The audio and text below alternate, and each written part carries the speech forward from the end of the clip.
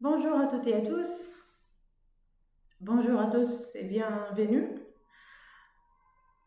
En fait, je suis heureuse de vous voir aujourd'hui pour ce webinaire en direct qui est consacré à un sujet essentiel, disons, dans notre domaine solaire photovoltaïque.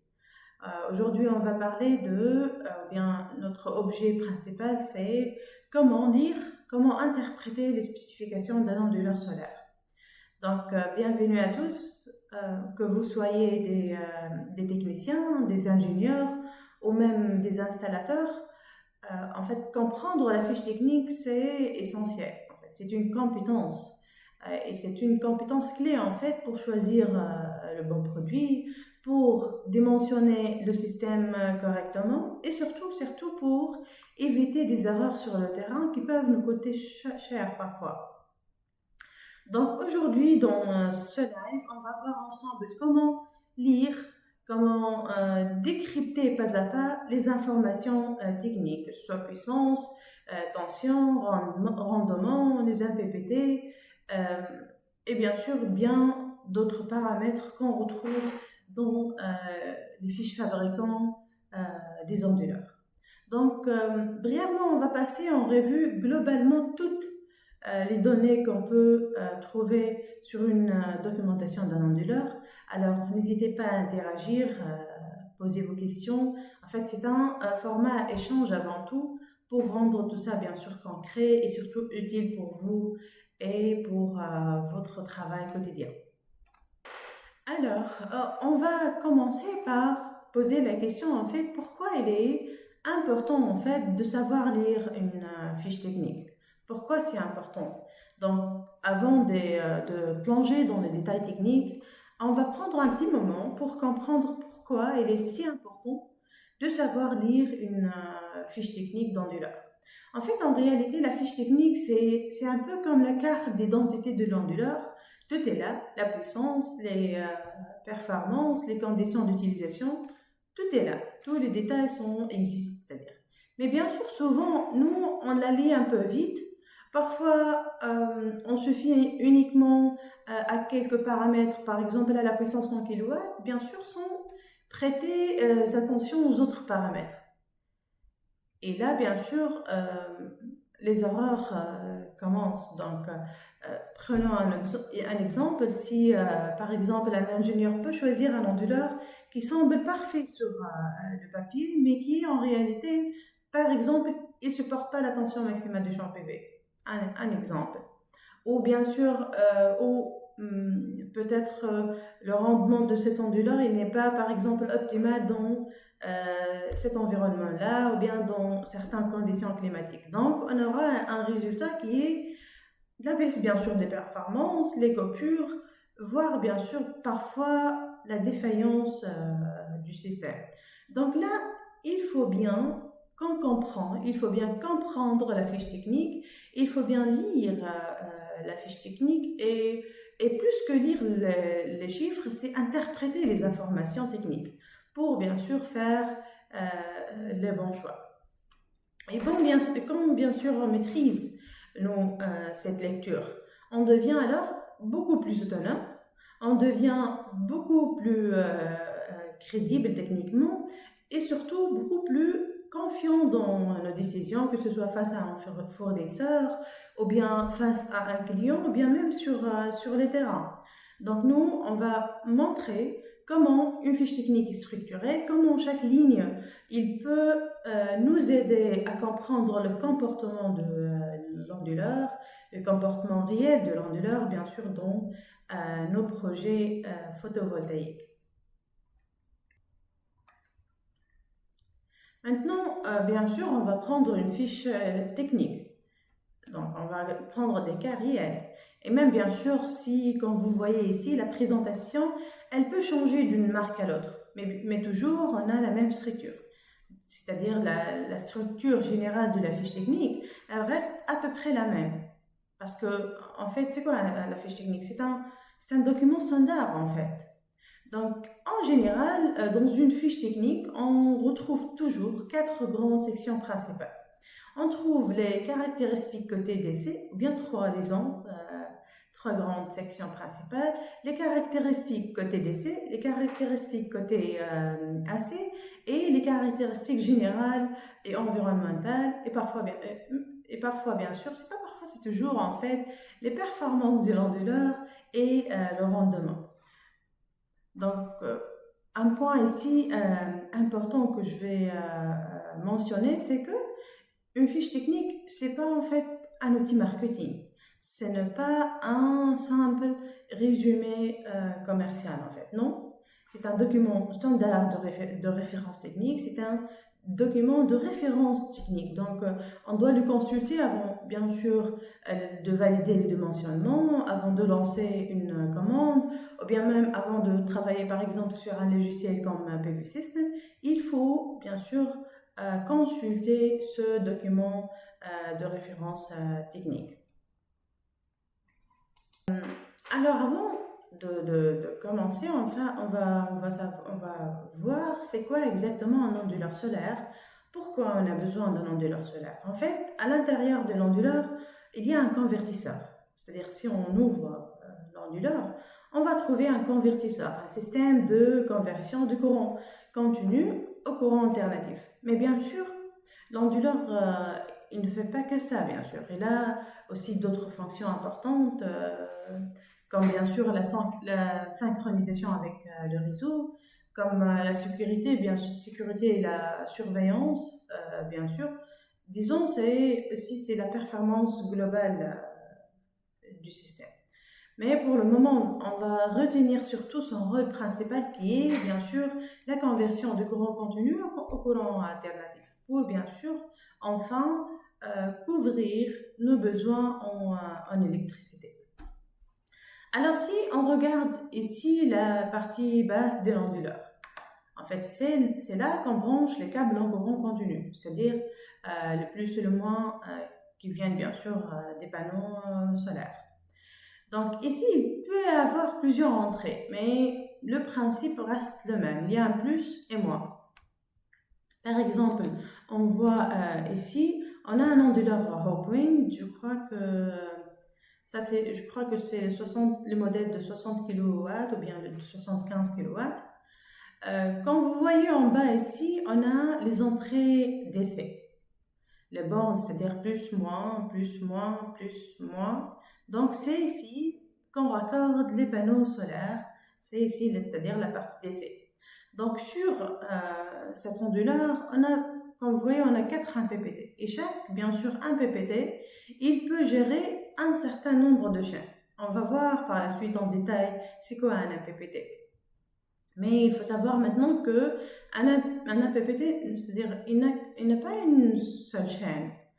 Mais plus on monte en puissance, plus chaque APPT peut avoir plusieurs strings, plusieurs chaînes. Par exemple, ici vous voyez un exemple réel d'un onduleur à 3 MPPT. Ça c'est le 1PPT1, ça c'est le 1PPT2 et ça c'est le 1PPT3. Bien sûr, chaque 1PPT ici, il a un nombre précis de chaînes, un nombre précis de strings qui sont bien sûr reliés au panneau solaire. Donc tout ça, disons, ce sont les entrées DC, bien sûr. Et en sortie ici, bien sûr, on retrouve la sortie AC. C'est ça, la sortie AC en fait, c'est ce qu'on voit ici sur la borne numéro 7. Donc ici, on retrouve bien sûr un courant alternatif. Donc on a phase et neutre, bien 3 phases et neutres, ça dépend bien sûr côté AC, si les systèmes sont plus puissants. Si on examine les autres ports, ça c'est le sectionneur intégré dans l'onduleur, le DC switch. Numéro 3, ça c'est un port pour communication Wi-Fi. Numéro 4 et 6, en fait, sont des ports de communication RS. C'est le RS 485. Et bien sûr, ça c'est l'output comme on a déjà dit. Passons maintenant en fait à la partie sur les types d'onduleurs solaires. En fait, aujourd'hui, on a sur le marché, on trouve 3 grandes familles d'onduleurs en fait. On a les onduleurs de chaîne, les onduleurs centralisés et les micro-onduleurs. Bien sûr, chacun de ces onduleurs-là, ils ont ses avantages, bien sûr, selon la taille, selon le type d'installation et tout ça. On va voir, bien sûr, maintenant l'onduleur de chaîne. Euh, on l'appelle aussi string inverters. En fait, ça, c'est un onduleur qui gère une ou plusieurs chaînes de panneaux solaires. Et en général, sa puissance, elle varie de 1 kW jusqu'à 60 kW, bien sûr, selon les modèles et les fabricants. Par exemple, si j'ai une installation solaire de 60 kW crête, je peux très bien utiliser un seul onduleur de 60 kW. Mais si mon projet il est plus grand, par exemple, disons 300 kW crête, eh bien là, je peux tout simplement installer 5 onduleurs de 60 kW chacun. Donc 5 fois 60, ça fait 300 kW. Bien sûr, ils sont connectés en parallèle pour obtenir la puissance totale en partie AC. Et puis, on va voir l'onduleur centralisé. En fait, ça, c'est pour le parc solaire, en fait, les grandes installations. C'est-à-dire, souvent, elle est à partir de plusieurs centaines de kilowatts jusqu'à, bien sûr, plusieurs mégawatts. Et comme vous voyez, bien sûr, et comme son nom l'indique, les onduleurs centralisés, en fait, c'est un seul onduleur de grande puissance. Il regroupe toute la production, c'est-à-dire la production de plusieurs chaînes des panneaux solaires. Donc, c'est comme si on a centralisé toute la conversion du courant continu en courant alternatif en un seul point. C'est ça, l'onduleur centralisé. Bien sûr, ça va faciliter la maintenance après. Ça va aussi réduire le coût d'installation. Mais le problème, c'est que si cet onduleur-là central tombe en panne, toute la production elle peut être impactée. Donc, si on résume la grande différence entre ces types d'onduleurs, c'est surtout le coût. Parce qu'un onduleur centralisé, par exemple de 100 kW, il est moins cher que 4 onduleurs de chaîne de 50 kW. Et aussi la maintenance. Bien sûr, elle reste toujours, la maintenance pour un seul onduleur, elle reste mieux que la maintenance pour 4 onduleurs. Mais en fait, le problème, c'est que si j'ai un onduleur de 200 kW et qu'il est en panne, on va, comme j'ai déjà dit, on va arrêter tout le système. Mais par contre, pour l'onduleur de chaîne, un ne fonctionne pas, l'autre il peut fonctionner normalement. Donc ça, c'est pour les onduleurs centralisés. Pour les micro-onduleurs, en fait, ça, c'est une technologie électrique utilisée, par exemple, dans les États-Unis. Ça fait 20 ans.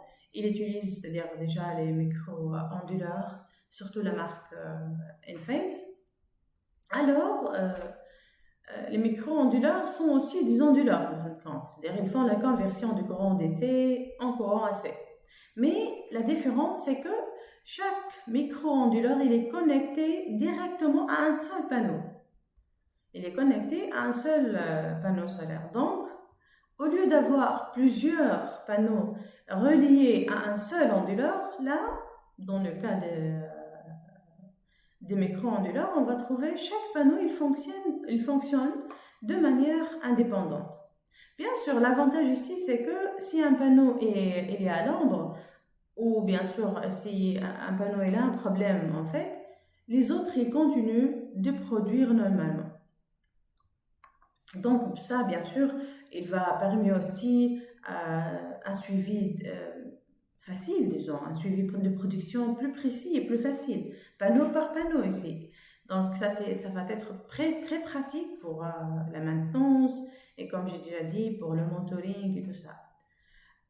Pour les micro-onduleurs, en fait, on doit citer un autre point fort qui est le fait que les micro-onduleurs ont souvent, bien sûr, une garantie, elle est beaucoup plus longue que les autres onduleurs. Elle est souvent autour de 20 ans, alors que les onduleurs classiques, ils sont plutôt entre 5 et 10 ans, 10 ans maximum.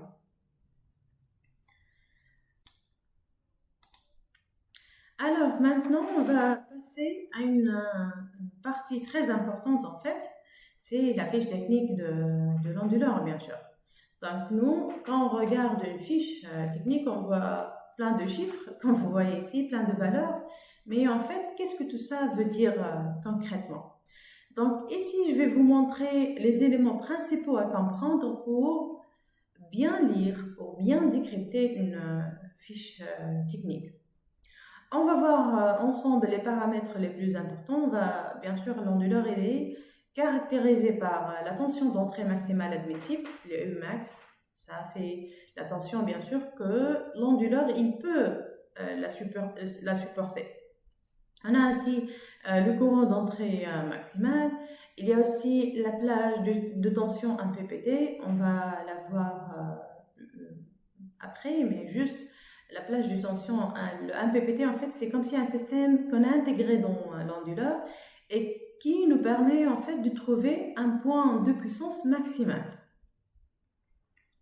Donc, on a une puissance maximale en ce point-là, mais comment je peux la trouver, ce point-là? C'est-à-dire, en fait, c'est à un moment donné, il y a le courant et la tension. C'est-à-dire le produit tension-courant, il donne cette puissance maximale. Mais ça veut pas dire nécessairement c'est que la tension est maximale ou bien le courant est maximal, non. Mais il faut que le produit, à un moment donné, il donne la puissance maximale. Ça, c'est le point MPPT, Maximum PowerPoint Tracker.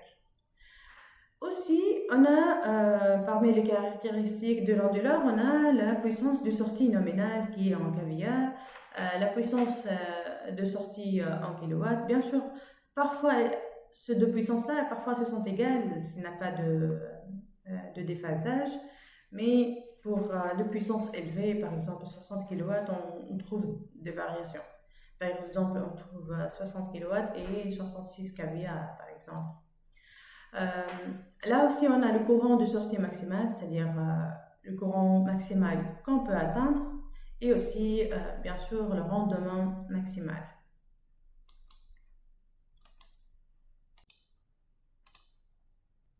Alors, maintenant, on va examiner un exemple concret, un exemple réel. En fait, on va examiner ensemble un fichier technique.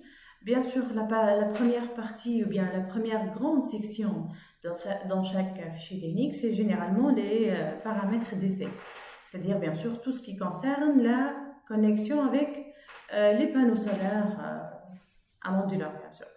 Ici, en fait, on a pris deux exemples d'onduleurs. Le premier, c'est le Sanitary Power de Asama. Et le second, c'est un onduleur Hawkwind. Ce sont en fait juste deux modèles homologués sur le marché tunisien. Moi, je voulais juste vous montrer deux exemples de la partie d'essai d'une fiche technique, l'un en français et l'autre en anglais. Alors, ici, vous voyez une fiche technique à sa main. Elle présente ici 4 modèles d'onduleurs. Ici, c'est le Sanitary Power 3, le Sanitary Power 4, le Sanitary Power 5 et le Sanitary Power 6. Ce sont des onduleurs, bien sûr, très phasés de différentes puissances. Ils appartiennent bien sûr à la même série, mais comme on a dit, chacun a une puissance différente. Et juste en dessous, on retrouve la marque Hawkwind, avec cette fois-ci, il y a 6 modèles d'onduleurs qui sont regroupés dans une seule fiche technique. Par exemple, on a ici le HSSP 3K, c'est le Hope Sun Single Phase 3 kg. Bien sûr, 3, c'est la puissance de sortie. Parce que s'il faut faire très attention, on doit dire ce point avant de commencer en détail, parce qu'il y a une différence en fait, il faut faire attention entre puissance de sortie et puissance d'entrée, car au niveau de dimensionnement, on fait très attention à la puissance de sortie. Par exemple, parfois, on dit, on a installé un onduleur de 15 kW, ou bien on a installé un onduleur de 20 kW. Ça, c'est-à-dire que la puissance max de l'onduleur, c'est-à-dire l'onduleur, peut nous donner à la sortie c'est-à-dire la puissance max qu'il peut nous donner, c'est que 15 ou bien 20. C'est pas la puissance que l'onduleur peut supporter. mais c'est la puissance que l'onduleur peut nous donner. Ici, comme vous voyez dans la première ligne, on commence par la puissance max du générateur, c'est 4,5 kW pour l'onduleur de 3 kW. Dans le deuxième cas, the max input power, c'est 6 kW peak aussi pour un onduleur de 3 kW. Qu'est-ce que cela veut dire en fait? Cela veut dire qu'il est possible, par exemple pour le premier cas, il est possible d'installer 4,5 kW avec cet onduleur de 3 kW. Mais est-ce que c'est vraiment optimal? Est-ce que c'est le cas optimal? Autrement dit, en fait, la puissance maximale de photovoltaïque, la puissance maximale du générateur photovoltaïque, elle peut aller jusqu'à 4,5 avec cet onduleur.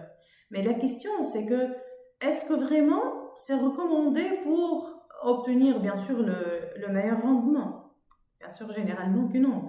C'est pour cela qu'en Tunisie, en fait, dans les dossiers techniques, on doit calculer, on doit choisir un onduleur de façon que le rapport entre la puissance du générateur photovoltaïque et la puissance nominale AC, elle doit être en fait, ce rapport doit être compris entre 0,9 et 1,3. On ne peut pas dépasser cette valeur-là.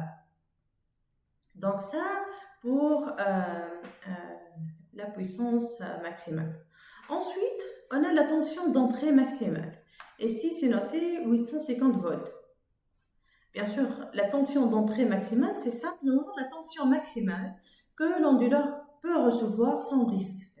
C'est-à-dire, au-delà de cette valeur, il pourrait avoir des problèmes de fonctionnement. Mais bien sûr, généralement, on ne la dépasse pas. Après, on a la plage de tension 1 pp. Ici, c'est le deuxième cas, c'est le 1 ppt voltage range. De 140 à 800 volts ici, et deuxième cas de 55 volts jusqu'à 550 volts. Donc ça, c'est la plage de tension 1 ppt. En fait, ça, c'est la plage de tension dans laquelle les 1 ppt, les trackers, ils fonctionnent de manière optimale. Donc, autrement dit, on a dans cette plage-là, l'onduleur, il extrait la puissance maximale du champ solaire. Dans cette plage-là, l'onduleur, il travaille d'une façon optimale et il extrait la puissance maximale du solaire photovoltaïque, du champ solaire photovoltaïque. Ici, pour le Howe Point, ils ont ajouté la plage full load. En fait, elle diffère bien sûr d'une référence à une autre, comme vous voyez, mais l'idée reste la même. C'est que dans cette plage, l'onduleur, il fonctionne de manière optimale, de manière plus efficace.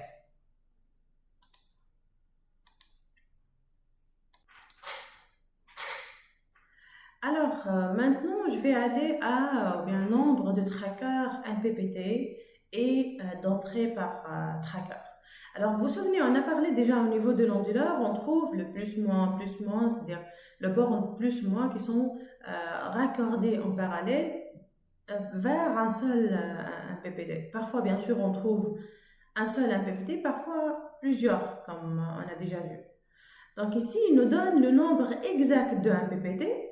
Par exemple, pour cet onduleur, il possède deux 1 ppt. Tous ces modèles, en fait, ils ont deux 1 ppt. Et chaque 1 ppt a un seul string.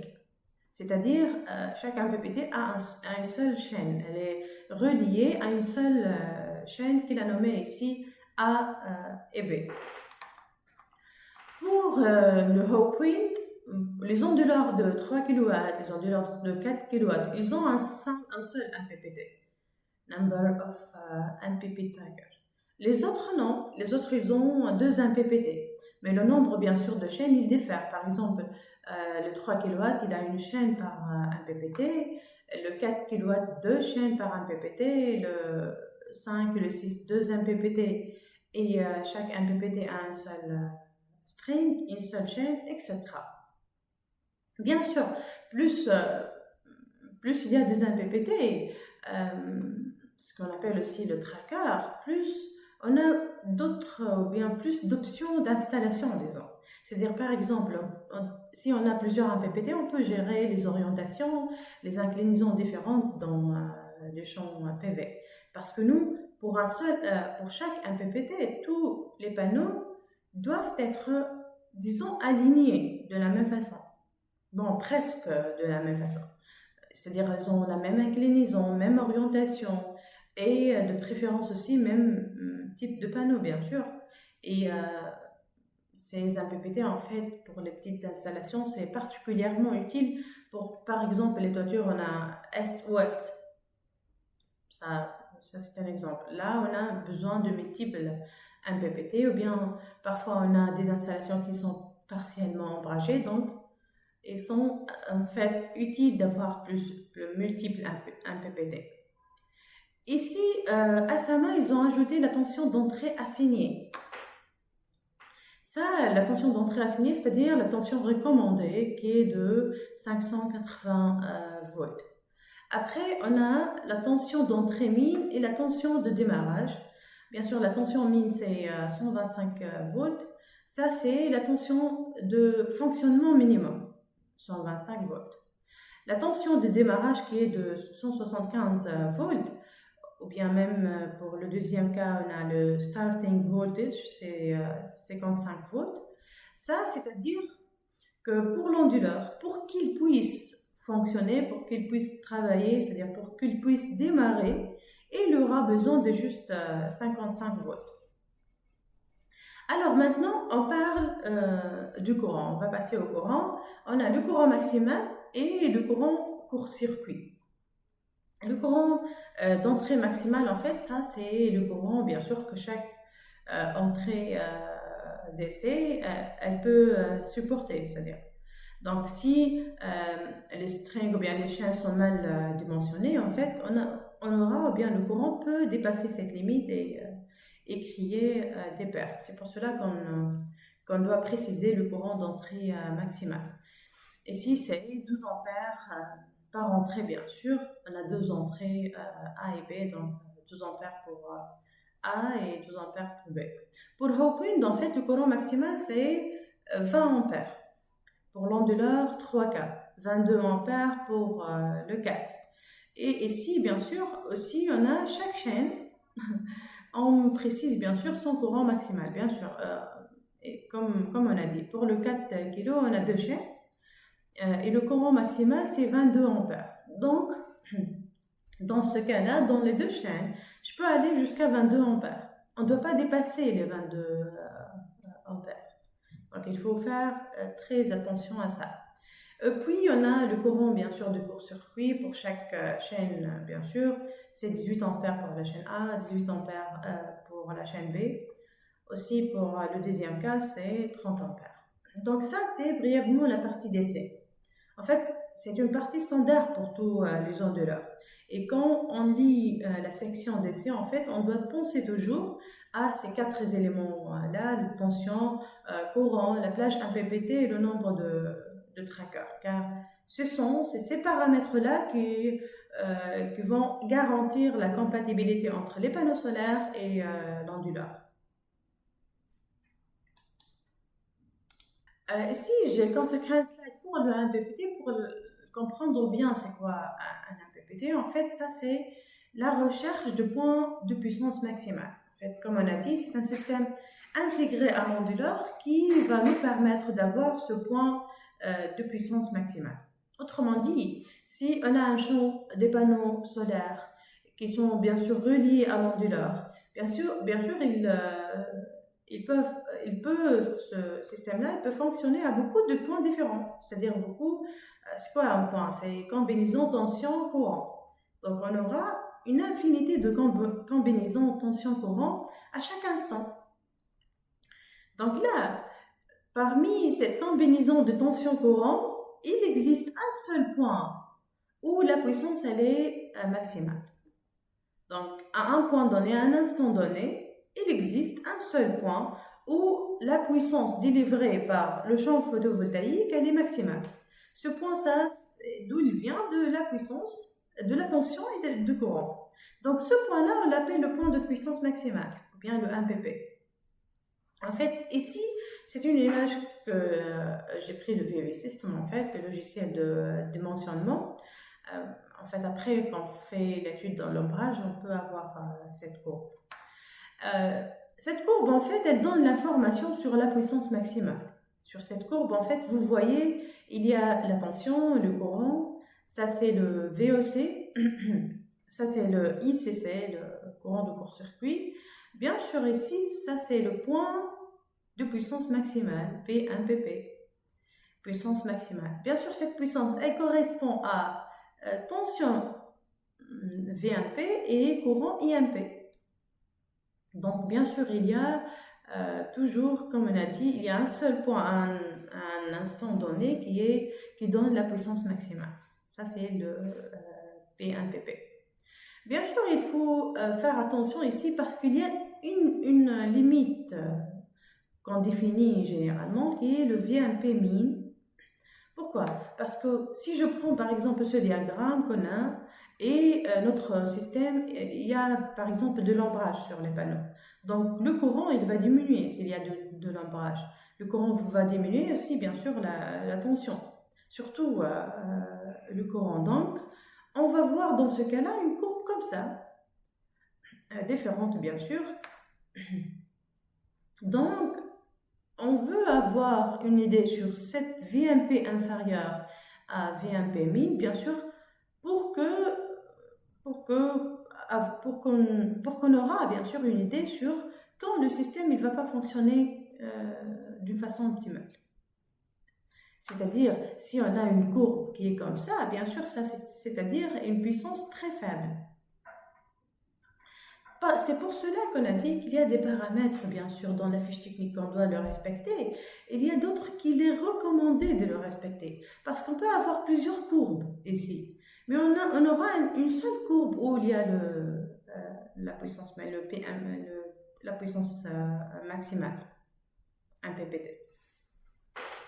Donc, il faut faire très attention ainsi parce que, en fait, la diminution du grand, en fait, ça c'est un problème en fait, ça va engendrer la diminution de puissance, ça va nous donner des pertes, donc il est important pour nous d'analyser les différents scénarios, d'analyser les résultats obtenus au niveau d'études d'ombrage et aussi on ne veut pas avoir bien sûr fréquemment une VMP inférieure à un VMP min. Il faut trouver des solutions. Il faut par exemple augmenter la tension. On peut ajouter des panneaux en série. On doit toujours, c'est-à-dire avoir plus de tension et aussi éviter cette limite. Donc là, on va passer à la partie AC. Une fois qu'on a compris le côté panneau, on va passer maintenant au côté AC, côté réseau. C'est ici, en fait, on va trouver les données qui nous disent comment l'onduleur il injecte dans le réseau ou bien vers l'alimentation des charges. Bien sûr, la puissance AC, le courant AC et la tension, en fait, ils dépendent bien sûr des réseaux.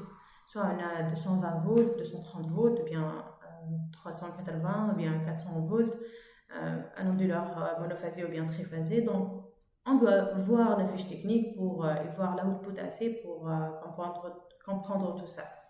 Ici, on a la puissance assignée, c'est 3 kW, et la puissance apparente, c'est 3 kVA. En fait, comme on a dit, généralement, il n'y a pas de puissance réactive pour les petites installations. Généralement, on a dit, c'est-à-dire pour les onduleurs de chaîne, par exemple, on trouve la même puissance généralement, mais c'est-à-dire pas de déphasage. Mais pour le grande puissance, non, on trouve le déphasage, il y a le cos-phi, c'est-à-dire le réactif, tout ça. Et si, puis la tension, on a la tension nominale AC, ou bien dans le deuxième cas, le rated output voltage, soit bien sûr monophasé 220 volts, soit triphasé. Ici en Tunisie, le triphasé c'est généralement 380 volts. En France, par exemple, c'est 400 volts. Donc, ça dépend de pays, de raison et de réseau. Donc ensuite, on a ce qu'on appelle la plage de tension AC pour les onduleurs à sa main. En fait, cette plage, comme on voit ici, elle va de 180 volts jusqu'à 280 volts. Donc ça veut dire ça que l'onduleur il peut fonctionner normalement dans cette plage tant que la tension de réseau, elle reste dans cette même plage. C'est ça en fait la plage de tension AC. Donc si la tension elle descend en dessous de 180 volts ou bien elle monte au-delà de 280 volts, l'onduleur il va se mettre en sécurité, il va peut-être s'arrêter automatiquement bien sûr pour protéger et éviter tout dommage électrique. Pour Hope Wind, on a cette plage de tension, elle est entre 165 volts et 275 volts. Ensuite, on a la fréquence assignée, bien sûr qui est de 50 Hz. Là, c'est simplement, en fait, c'est la fréquence du courant alternatif de réseau électrique. Ça, c'est la fréquence assignée. Par exemple, en Tunisie, comme dans la plupart du pays, le réseau, il fonctionne à 50 Hz. Donc, l'onduleur, il doit être synchronisé avec cette fréquence pour bien injecter, pour injecter correctement l'énergie. Donc, s'il y a une variation importante dans cette fréquence, par exemple, si la fréquence de réseau, elle sort de la plage normale, elle sort de la plage de 45 Hz à 55 Hz, là, l'onduleur aussi, il va se déconnecter automatiquement et encore une fois, bien sûr, pour protéger l'installation. Donc ça, c'est pour la fréquence. Et là, on arrive bien sûr à un point très important qui est le courant AC maximal. En fait, ça, le courant AC maximal, c'est tout simplement le courant maximum que l'onduleur peut envoyer vers le réseau en sortie.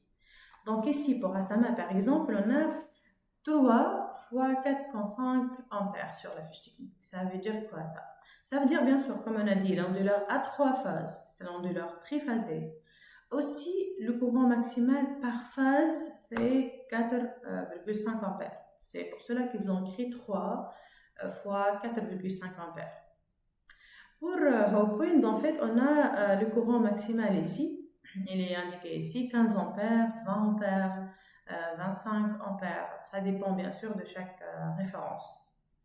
En fait, le courant maximal et lire le courant maximal, on a besoin de cette valeur, surtout pour déterminer les sections de câbles, les outils de protection, etc. Bien sûr, parfois on trouve d'autres paramètres comme le cos-phi, le facteur de puissance dans la partie AC, mais généralement, c'est ça le plus important. Donc, si on résume la partie AC de l'onduleur, on a vu la tension de sortie, avec bien sûr sa plage AC qui permet à l'onduleur de fonctionner correctement sans risque, bien sûr. On a parlé aussi de la fréquence assignée qui est 650 Hz. L'onduleur doit être bien sûr synchronisé avec le réseau. On a parlé aussi de courant AC maximal.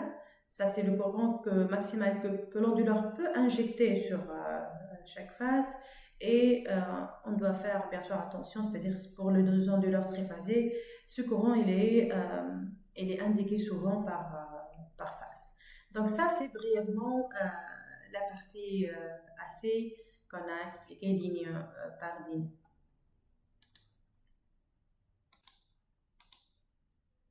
Alors maintenant sur ce slide on va parler de deux choses importantes en fait.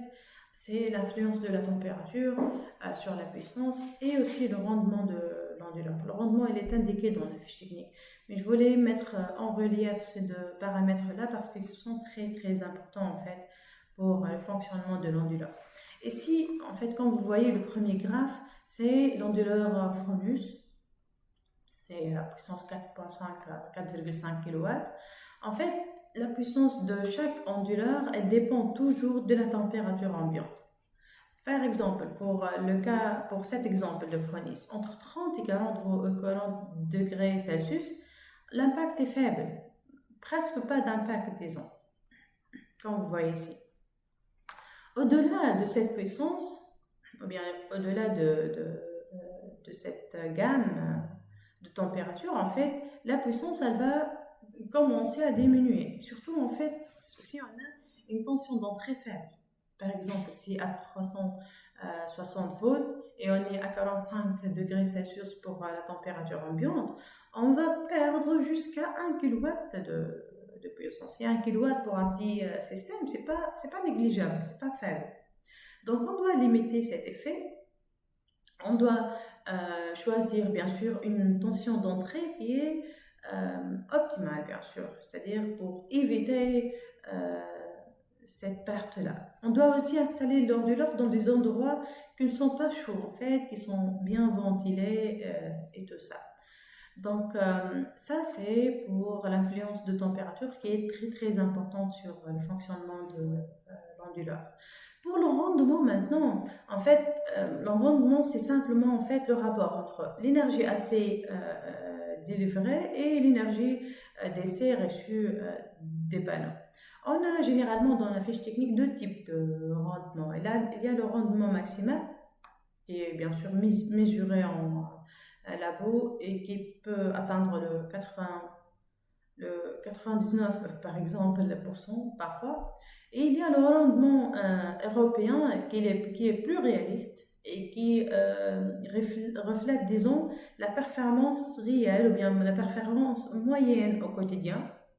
Bien sûr, plus que ces valeurs, plus que le rendement, ou bien les valeurs de rendement sont élevées, plus que l'onduleur est plus efficace. Donc, il faut bien faire attention lorsqu'on choisit un onduleur. Il faut bien lire le rendement parce que il faut savoir qu'il y a une petite différence de rendement, c'est-à-dire 1% par exemple, elle peut représenter beaucoup de kilowattheures perdus si on a bien sûr une grande installation ou bien des parcs solaires. Donc, en résumé, si on veut un bon fonctionnement et un rendement des ondes optimal, il faut bien dimensionner l'onduleur, il faut éviter les zones chaudes, il faut assurer une bonne ventilation et surtout, au fait, il faut choisir une tension d'entrée qui est adaptée et très bien calculée. Aussi, ici, on a dans la fiche technique, vous trouvez aussi des informations générales. C'est par exemple les caractéristiques mécaniques, les conditions environnementales et aussi la partie communication et monitoring. En fait, elles peuvent sembler parfois secondaires, mais elles sont très très importantes pour la durabilité du système photovoltaïque. On trouve aussi par exemple ici le poids, les dimensions, la plage de température de fonctionnement, bien sûr, ça c'est important parce que certains onduleurs, en fait, et la plupart de nouveaux onduleurs, en fait, ils peuvent travailler jusqu'à 60 degrés Celsius. Mais il y a d'autres que se limitent à 45 degrés Celsius. Donc il faut faire très attention à cette plage-là. Il y a aussi l'indice de protection, en fait, vous le savez, en fait, c'est un indice qui indique le niveau d'étanchéité par rapport à la poussière et à l'eau. Parfois, on trouve aussi la limite d'altitude. Donc, il y a des différentes données générales, environnementales, mécaniques et autres qu'on doit les consulter aussi. En plus de ça, en fait, il y a la partie communication. Parce qu'aujourd'hui, en fait, un onduleur, il n'est pas seulement un convertisseur du courant. En fait, c'est un appareil intelligent. Il est capable de communiquer avec d'autres équipements. Donc, c'est pour cela que dans la fiche technique, on trouve souvent les interfaces de communication possibles, comme le RS, le Wi-Fi et autres. On trouve aussi le protocole compatible utilisé et parfois on trouve aussi les plateformes de supervision en fait. Et il y a des onduleurs qui ont leur propre plateforme de supervision. Donc, toutes ces fonctionnalités permettent bien sûr un suivi en temps réel des performances, des alertes aussi des défauts et parfois en fait on peut même faire des réglages à distance. Donc, un bon ingénieur, un bon technicien ne regarde pas seulement la puissance et la tension, mais aussi les outils de supervision et de maintenance qui sont associés à l'onduleur. Donc, ça, brièvement la fiche technique. Et pour conclure, en fait, on doit retenir que la fiche technique, elle est notre allié, disons, pour choisir, pour installer et pour exploiter un onduleur de manière fiable. Il faut savoir la lire, il faut savoir comprendre le langage du fabricant pour aussi parler, il faut parler le même langage que les experts du domaine. Donc, je vous invite à toujours vérifier la compatibilité entre les modules, les câbles et l'onduleur avant toute installation. Et bien sûr, si ces sujets vous a plu, en fait, la prochaine conférence, elle peut porter, par exemple, sur comment dimensionner correctement un onduleur, bien sûr, euh, comme ça, comme c'est une suite logique, disons. Donc, merci à tous pour votre présence, merci pour votre participation. Et bien sûr, n'oubliez pas de partager ça avec vos collègues du secteur solaire. À très bientôt et merci à vous.